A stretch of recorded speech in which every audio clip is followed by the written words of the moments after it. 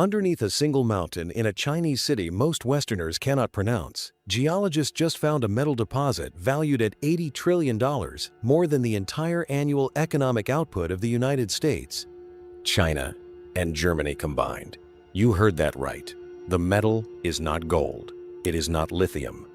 It is something called rubidium, and without it, your GPS stops working, your cancer scans go dark, and global financial timing collapses inside a week.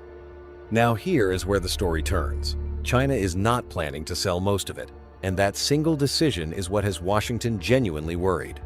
If you want the full picture, the like and subscribe buttons keep this kind of reporting coming, and by the end of this video, you will know exactly why one mountain in Guangdong just shifted global power. We begin with the metal almost nobody talks about. A metal you have never heard of. Pull out a periodic table. Start at the top. Hydrogen, helium, lithium. Keep counting. Skip past the elements you remember from school. Oxygen, iron, copper, gold. Keep going past lithium, the famous one that everybody now associates with electric car batteries. 3 squares further down the same column, you land on element 37. The label reads RB, that is rubidium, and there is a very good chance you have never heard of it before clicking on this video. Rubidium is a soft, silvery white metal. Hold a small chunk in your hand, and it would feel about as firm as a stick of cold butter. You could carve it with an ordinary kitchen knife. But here is where the metal turns dangerous. Rubidium is so violently reactive with moisture that even the humidity in the air will set it on fire. Drop a piece into a glass of water and the reaction is explosive enough to shatter the glass. Scientists who work with the pure metal store it inside sealed glass tubes filled with argon gas, a gas that refuses to react with anything because exposing rubidium to ordinary air for more than a few minutes destroys it. So far, this sounds like a chemistry curiosity. Now here is the layer that turns it into a geopolitical story. Global production of rubidium runs at roughly 4 to 5 tons every single year. Worldwide demand sits between 15 and 20 tons annually. Read those 2 numbers again. The world is producing 1/4 of what the world actually uses. To anchor that gap, imagine if every bakery on Earth were running on 1/4 of the flour it needed, the entire industry would seize up inside a month. Rubidium has been running that deficit for years, quietly, with almost no public attention. Most people, when they hear about a strategic metal shortage, think of rare earths or lithium. Both of those metals have had their headlines. Both have driven entire policy debates in Washington and Brussels. Rubidium has had almost none of that coverage. Walk into any politician's office in any Western capital and ask them to describe rubidium's strategic significance, and you will get a blank stare from most of them. That blank stare is the problem. Here is the angle most reporters have walked past entirely. The reason rubidium has stayed under the public radar is not because the metal is unimportant. It is because the applications that depend on it are buried so deep inside other systems that almost nobody notices the rubidium is there. The satellite overhead still works. The cancer scan still happens. The cell tower still connects your call. The metal inside the machine that makes all of those things possible never shows up on a receipt. And that invisibility is exactly why a sudden disruption in rubidium supply would be more damaging, more confusing, and more difficult to respond to than any other critical mineral crisis the modern world has lived through. Because before we get to the strategic threat, you need to understand what is actually buried beneath one mountain in southern China and how that single discovery rewrote the rules of an industry the rest of the world barely knew existed. One discovery, 90 times bigger than anything before. Open Google Maps and search for a city called Heiyuan. Most viewers will need a second to find it. Heiyuan sits in the northeastern corner of Guangdong Province in southern China, surrounded by low-rolling mountains, rice fields, and tea plantations. The city has roughly 3 million residents, bigger than Chicago by population, but a name almost no Western journalist could place on a map. Until recently, Heiyuan was best known for 2 things: its hot springs and a fossilized dinosaur egg collection at the local museum. That changed the day Chinese geological surveyors finished mapping what was underneath the surrounding mountains. What they found was not just a rubidium deposit, it was the largest rubidium deposit ever recorded on Earth. 180,000 tons of rubidium-bearing ore, sitting in a single mountain range under one Chinese city. To anchor that number, picture a major find rubidium deposit anywhere else in the world. Before Haiyuan, the largest known reserves were measured in deposits of roughly 2,000 tons. The Haiyuan find is nearly 90 times larger than that previous benchmark. Not double, not triple, 90 times. Now think about what that ratio means in practical terms. Imagine a global industry that has been carefully managing a 30-piece pie for decades, slicing it thinner every year as demand grew. And then one player at the table walks in carrying enough additional pie to feed the same room for the next 2 centuries. Every slice negotiation that came before is now meaningless. Every supplier contract is renegotiated by default. Every government that depended on the old supply chain has to redraw its strategic plans from scratch. That is the position Haiyuan put China in, overnight. Here is the detail Western surveyors are still absorbing. Geological teams have been combing the United States, Canada, Australia, and parts of Africa for decades, looking for rubidium reserves of any significant size. The work has been serious, and the methods have been sound. American teams in Nevada and Idaho have cataloged small rubidium concentrations in lepidolite ore. Australian surveyors have mapped traces in pegmatite formations. The results were respectable but never close to industrially transformative. The Western mineral exploration community did not fail at this. The geology simply did not cooperate. And here is where the Chinese discovery shifts from impressive to strategically decisive. The value attached to the Haiyuan find by Chinese state media and independent analysts sits at roughly $80 trillion. 80 trillion is a number large enough to lose meaning, so anchor it this way. The combined annual economic output of the United States, China, and Germany, together the 3 largest economies on the planet, adds up to roughly $55 trillion. The Haiyuan rubidium deposit is valued higher than that combined total. One mountain, one city, one element on the periodic table. Of course, a deposit sitting in the ground is not the same thing as usable supply. Mining has to happen.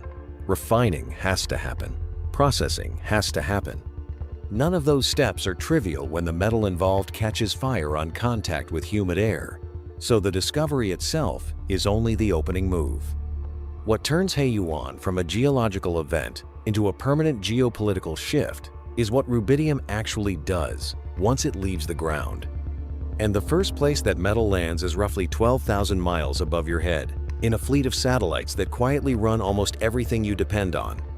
The reason your GPS knows where you are. Open your phone, tap on the Maps app, watch that little blue dot find you anywhere on Earth within a few feet of your actual location. The trick that makes that dot work is not the phone. It is not the cell tower. It is a fleet of roughly 30 satellites orbiting 12,000 miles above your head. To anchor that altitude, that is roughly 50 times higher than the International Space Station. Drifting in a precise formation that covers every square foot of the planet's surface in line of sight from at least 4 satellites at a time. Your phone listens for signals from those satellites, calculates how long each signal took to arrive, and uses the time difference to triangulate your location. The entire system depends on one thing: time. Specifically, time measured so precisely that ordinary clocks cannot keep up. The signal from a satellite to your phone travels at the speed of light. Light moves about 1 foot every nanosecond. A nanosecond is 1/1000th of a second. If the clock on the satellite drifts by even a single microsecond, a millionth of a second, the time it takes you to blink 1,000th of a single time, your position on Earth would shift by about 1,000 feet. To picture what that error means in practice, the next time you ask for directions to the coffee shop on the corner, your phone would send you 3 blocks away to somebody else's apartment building. So the satellite needs a clock that does not drift, not by seconds, not by milliseconds, not by microseconds, by nanoseconds, or better. And the only kind of clock humans have ever built that meets that standard is an atomic clock. Think of an atomic clock like a tuning fork that vibrates at an exact, unchangeable frequency forever. Strike a regular tuning fork, and it hums at the same pitch every time.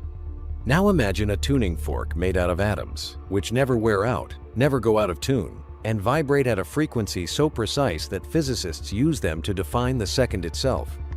Here is the layer that almost no science teacher gets around to in a classroom. The atom inside the most widely used GPS atomic clock, the one that vibrates at exactly the right frequency for satellite synchronization, is rubidium, not gold, not platinum, not some exotic engineered alloy. The same soft, fire hazard metal you just learned about in Chapter 1.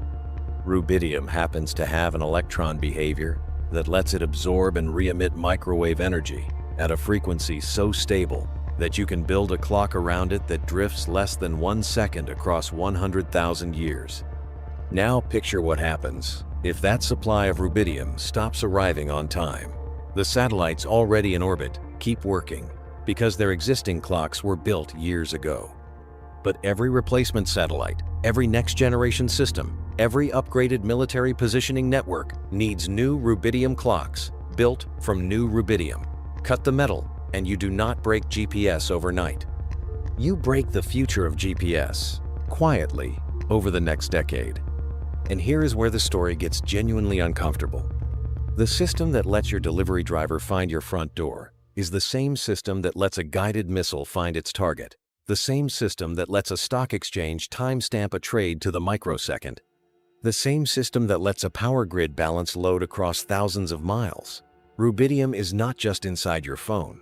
It is inside the timing layer of modern civilization. And one Chinese mountain just took unilateral control of the world's primary supply. But satellites are only one of 5 places this metal goes. The next 4 are what take the strategic vulnerability from serious to almost surreal. The 5 things that stop without it. GPS was the first application. Here are the other 4, in escalating order of how badly the world breaks without them. Start with deep space exploration. The Dawn spacecraft, launched by NASA in 2007, became the first human-made object ever to visit 2 different bodies in the asteroid belt Vesta and Ceres across an 11-year mission. Conventional chemical rockets could not have done it. They burned through fuel too quickly for that kind of distance.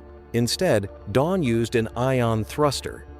Think of an ion thruster like a garden hose with electrified water. Instead of fuel exploding out the back, charged particles get accelerated to enormous speeds and pushed out a nozzle, producing a steady, efficient, decade-long shove through empty space.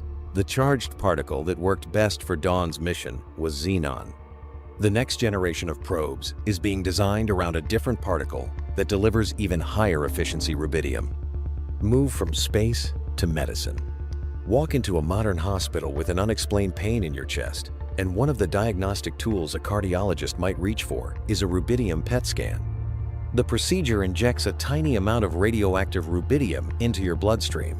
Because rubidium behaves chemically like potassium, your heart muscle absorbs it the same way it absorbs potassium during normal function.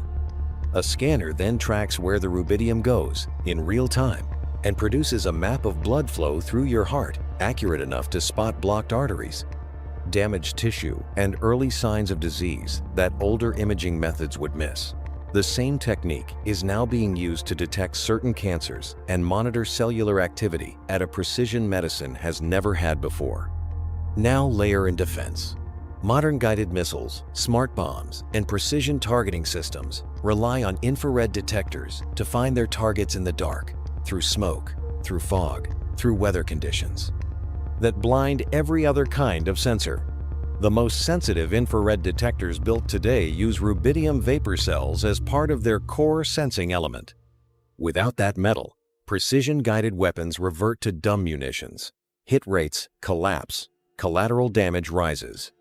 Every modern military doctrine built around surgical strikes quietly assumes uninterrupted access to rubidium-based optics. If a metal you had never heard of running the timing of your phone, the brain of your hospital scanner, and the eyes of every guided weapon system is already on the disturbing side of strategic. The next layer is the one that scares central bankers, and hitting subscribe right now is how you keep getting stories like this. Now stack on telecommunications. Every cell tower on Earth has to synchronize its signal with every other cell tower in its network down to the microsecond. Without that synchronization, your phone call drops the moment you walk between two coverage zones. Your text message arrives garbled. Your data connection collapses. Rubidium oscillators sit inside the timing modules of the major carrier networks worldwide, quietly keeping the entire wireless economy aligned. And finally, the layer that no economic policy paper wants to discuss in public. Global financial transactions, every stock trade, every currency exchange, every interbank settlement are time-stamped to within 1 microsecond by atomic clocks built around rubidium. High-frequency trading firms in New York, London, and Tokyo win or lose billions of dollars on margin, measured in those same microseconds. The financial system runs on rubidium time precision, the same way the body runs on heartbeats. Here is the part that makes substitution physically impossible rather than merely difficult. Replacing rubidium in these applications is not a chemistry problem. It is not an engineering problem. It is a physics problem. The specific resonant frequency of the rubidium atom, the specific way it absorbs and re-emits energy, the specific decay rate of its isotopes, those are properties of the universe itself.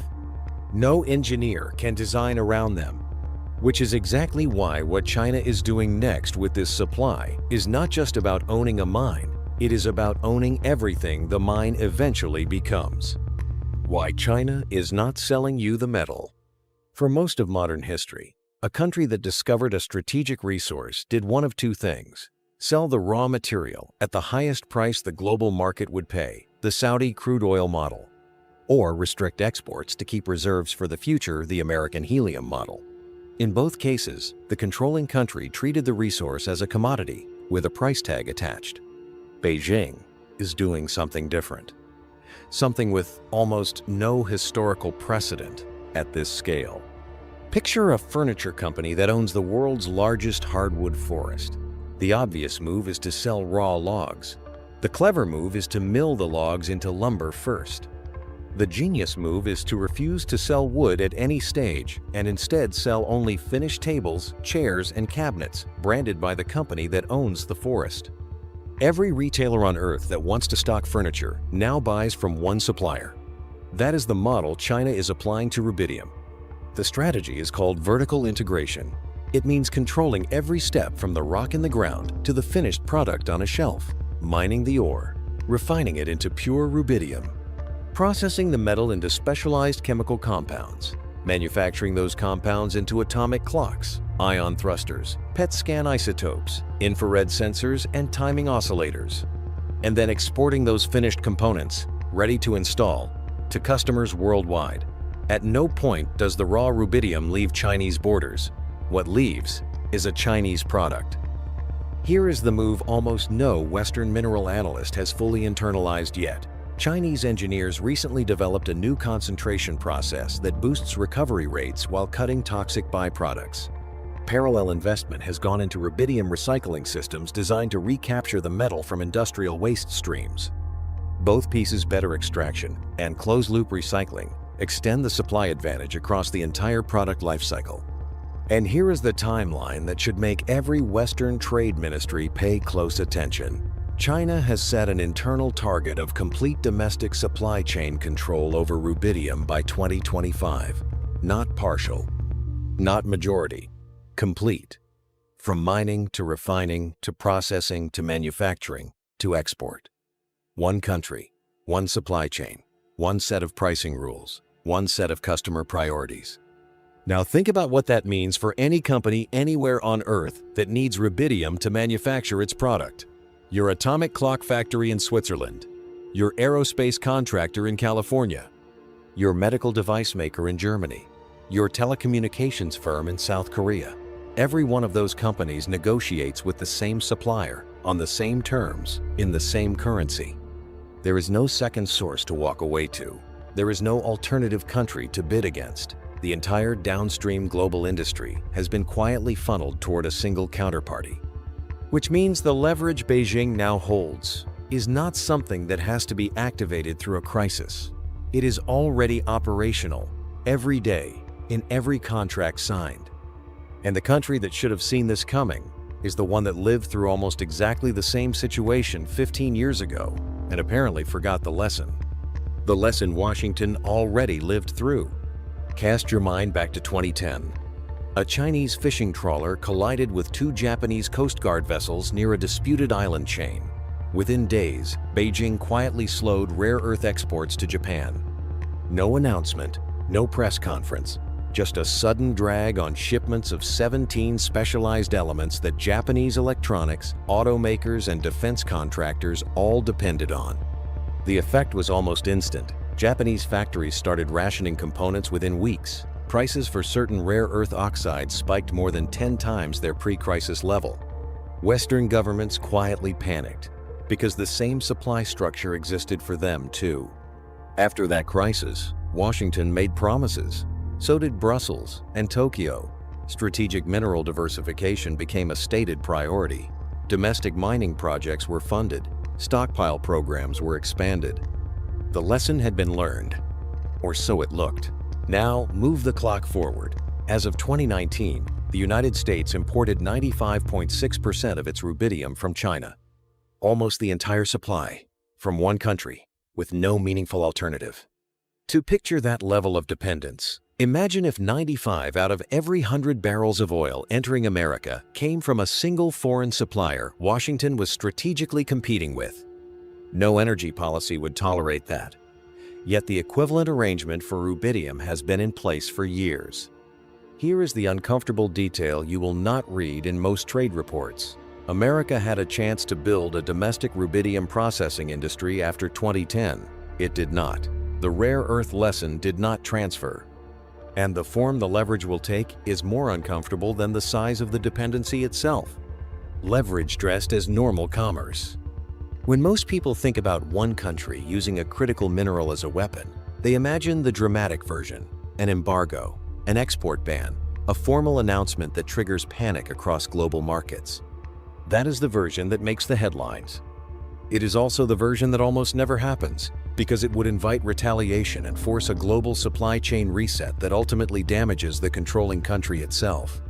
The real weapon is quieter. It is structural dependency dressed as normal commerce. Every contract for a rubidium-timed atomic clock signed under Chinese pricing terms.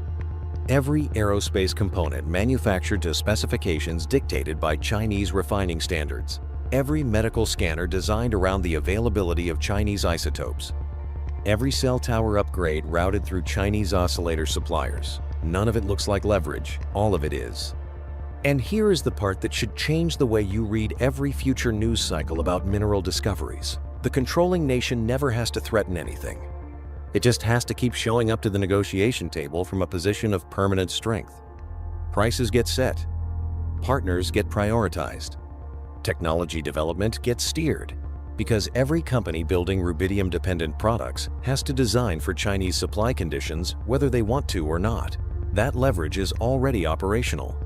It is compounding daily.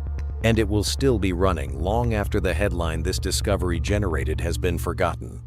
So tell me honestly in the comments, does a discovery like this make you more impressed by the strategy or more uneasy about the world it builds? Both answers are defensible. Drop yours below. And if quiet, slow burn power shifts are the kind of story you want more of, the like and subscribe buttons are how that keeps happening.